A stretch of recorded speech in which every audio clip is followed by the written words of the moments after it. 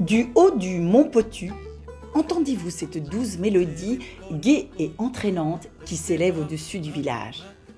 Si la musique adoucit les mœurs, celle de Steve Waring nous replonge en enfance et nous met du baume au cœur. C'est ici, à Brulliol, que le plus français des chanteurs américains a trouvé refuge avec son épouse Marie-Ange. Dans une commune joliment aménagée et aux rénovations réussies, sur un territoire béni des dieux, en plein cœur des monts du Lyonnais et dans une nature préservée. Ce soir-là, alors que le brouillard tapisse d'un duvet cotonneux la vallée en contrebas, Steve Waring nous a donné rendez-vous chez lui. Dans ce corps de ferme au charme d'antan, l'artiste trouve l'inspiration nécessaire à ses créations, entouré des bois qui chantent et des arbres qui se répondent en canon. J'ai trouvé au fond de la brousse ce piano à pouce.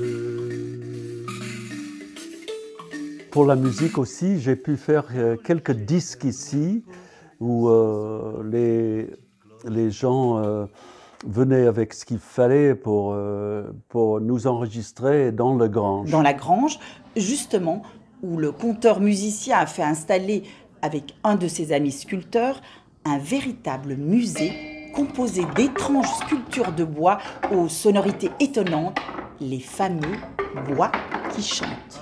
C'est fou parce que je suis passionné d'un sculpteur qui s'appelle Pierre Andrès, qui fabrique des sculptures sonores.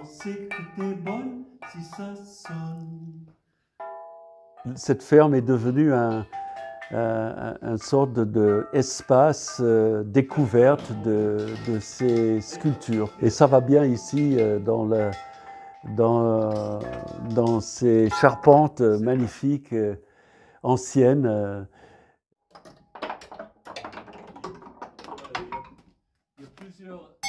On imaginait en arrivant à Brulliol, qui est à 45 km du centre de Lyon, qu'on s'éloignait de la culture.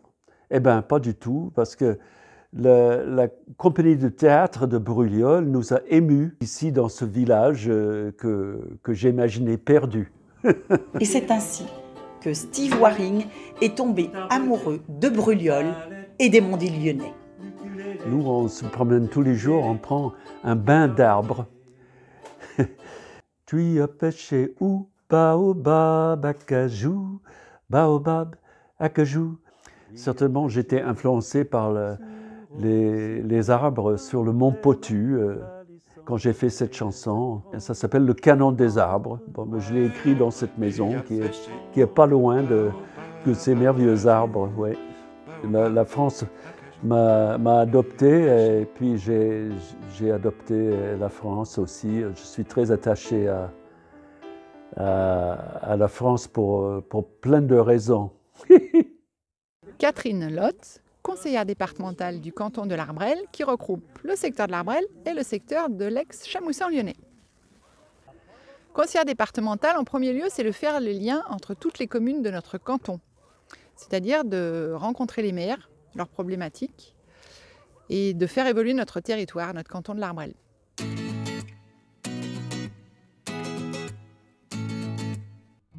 J'ai tout construit, je suis parti de A à Z, j'ai repris l'exploitation de mon père. Il y avait un peu du matériel, des vaches, qui étaient en étable entravée. Et je suis resté pendant 3-4 ans en étable entravée. Et j'ai construit mon bâtiment de 2000 m² en dur. J'ai une 60aine de vaches et laitières avec leur suite. Et dont 2 taureaux charolais et des génisses. Il faut tout organiser, les commandes, les stocks, les vaches, le matériel, les papiers, les déclarations et puis c'est vraiment chargé, ouais. Aussi bien la semaine que le week-end. Tout augmente quoi. Et le lait qui est stable. Du coup c'est notre marge qui se réduit, notre salaire qui se réduit. Et pourtant on a toute la journée, toute l'année le même boulot et les charges et les emprunts à payer. D'autant que vous êtes tout seul pour faire tout ça. Ouais, je suis tout seul. J'aimerais bien essayer de trouver ou un bon apprenti ou peut-être plus tard un ouvrier, voire peut-être m'installer avec ma conjointe d'ici quelques temps. Mais après, il faut trouver chaussures à son pied et c'est pas facile. C'est un métier formidable. Il y a les aléas climatiques, le sec comme la neige. Il faut tout organiser et des fois ça se passe tout bien et des fois on a des déceptions. Mais c'est le métier qui veut ça et C'est un super bon métier. On a des demi-journées pour la mairie, on a des demi-journées pour le conseil départemental et puis des fois il y a des imprévus, donc on essaye de jongler entre les deux. On essaye de participer aux assemblées et aux réunions au niveau du département parce que je pense que c'est important d'être présent aussi et d'être à la rencontre des acteurs. Et puis j'essaye de vraiment épauler aussi les associations parce que c'est vrai qu'on est en sortie de crise et les associations ont vraiment besoin de soutien. J'essaye au maximum de soutenir la population avec ce que je peux, avec mes petits bras des fois, mais voilà, au maximum. Tant en tant que maire qu'en tant que conseillère départementale, je ferai mon possible pour qu'il y ait un équilibre au niveau de notre territoire.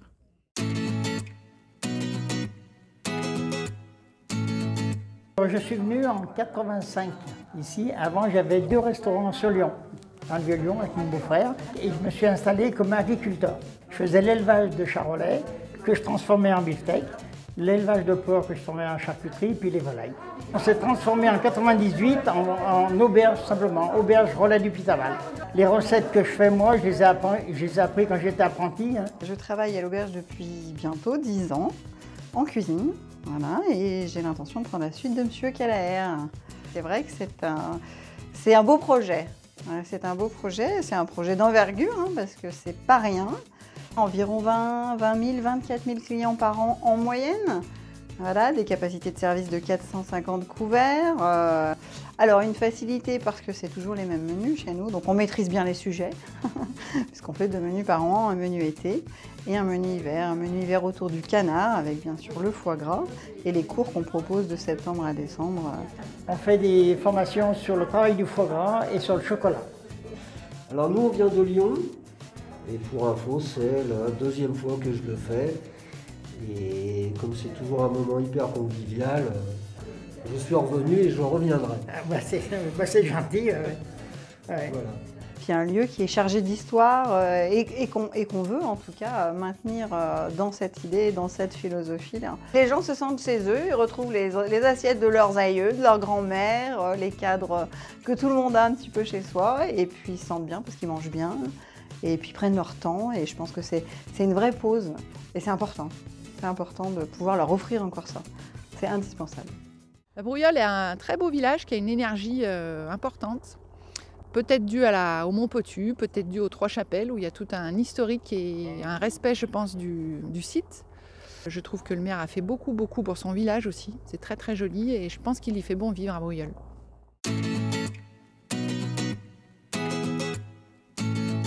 J'ai un historique à Brouilleul parce que j'ai une partie de la famille de ma maman qui tenait donc l'auberge de Brouilleul, qui a été complètement restaurée par la commune. Alors au niveau de la restauration, on est vraiment sur une clientèle locale. Et petit à petit, on a un peu une influence qui grandit sur les villages environnants. Au niveau hôtellerie, on a la chance de travailler avec pas mal de sociétés locales. On arrive à attirer un côté aussi loisir le week-end et surtout pendant la période estivale. On a tout ce qui va avec l'hôtellerie, aussi bien un espace bien-être, on va dire, avec sauna hammam. Il y a 2-3 appareils de remise en forme, on va dire. On a une piscine extérieure. Ici, on trouve de la pâtisserie traditionnelle déjà, donc ça c'est une première chose. Et on trouve du pain comme on faisait avant, tout du moins. Je suis associée avec mon collègue qui s'appelle Fabrice, qui est boulanger. Je m'occupe de tout ce qui est vente ici au magasin, un petit peu de pâtisserie en passion et puis de la viennoiserie également. J'ai créé le potager vers de terre il y a moins d'1 an, donc sur Lurcieux, sur le lieu-dit Lurcieux. Et je travaille sur 5000 m², sur une petite production en production de légumes et petits fruits, production permacole, agroforesterie et sur des petites quantités, mais j'essaye de qualité.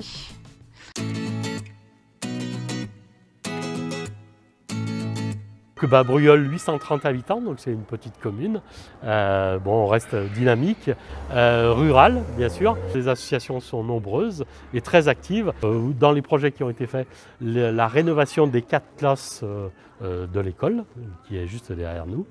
Il nous en reste encore un, c'est l'aménagement, on va dire, de l'accueil et du hall d'accueil, qui sera fait d'ici septembre 2022. La mairie qui s'est faite est quand même une réalisation très importante. Dans les projets, eh bien, on a la reconstitution de la porte de Bruyol qui se situerait juste un peu en bas de la place de la mairie, de l'église. Et donc on souhaiterait effectivement reconstituer cette porte de Bruyol pour effectivement eh bien, refaire vivre un peu le passé. Et puis donc dans les années à venir aussi effectivement cette réalisation préau-halle qui viendrait finir et compléter on va dire cet ensemble du village qu'en fait, voilà.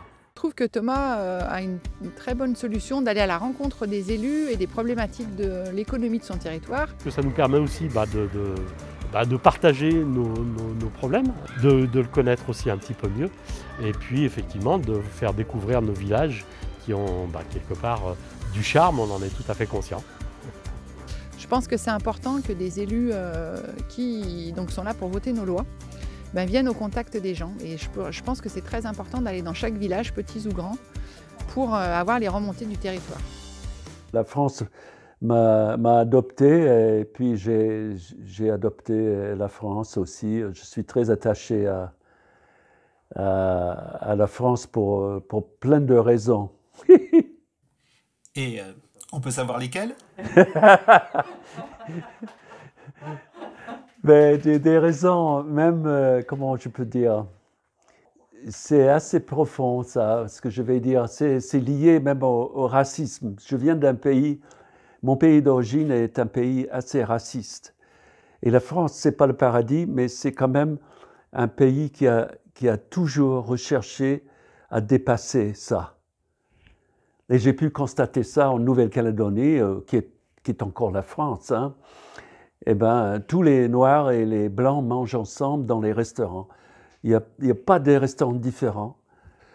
Bon, mais ce n'est pas le paradis ici. Il y a encore des gens qui sont peut-être racistes, mais beaucoup moins que de l'autre côté de l'Atlantique.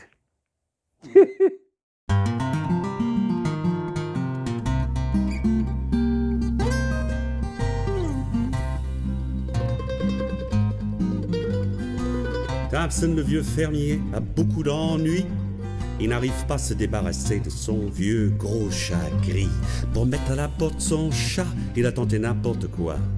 Il a même posté au Canada et lui a dit « Tu resteras là ». Mais le matou revient le jour suivant. Le matou revient, il est toujours vivant. Thompson paie un petit gars pour assassiner le chat. L'enfant part à la pêche, l'animal dans ses bras. Au milieu de la rivière, le canot a coulé. Le fermier apprend que l'enfant s'est noyé. Mais le matou revient le jour suivant. Le matou revient, il est toujours vivant. Le voisin de Thompson commence à s'énerver. Il prend sa carabine et la bourre de TNT. Le fusil éclate. La ville est affolée car une pluie de petits morceaux d'hommes commence à tomber. Mais le matou revient le jour suivant. Le matou revient, il est toujours vivant. Le fermier découragé envoie son chaton chez le boucher pour qu'il en fasse du hachis parmentier, de la chair à pâté du fast-food hamburger. Le matou hurle et disparaît dans la machine. De la viande poilue est affichée sur la vitrine. Mais le matou revient le jour suivant. Le matou revient, il est toujours vivant.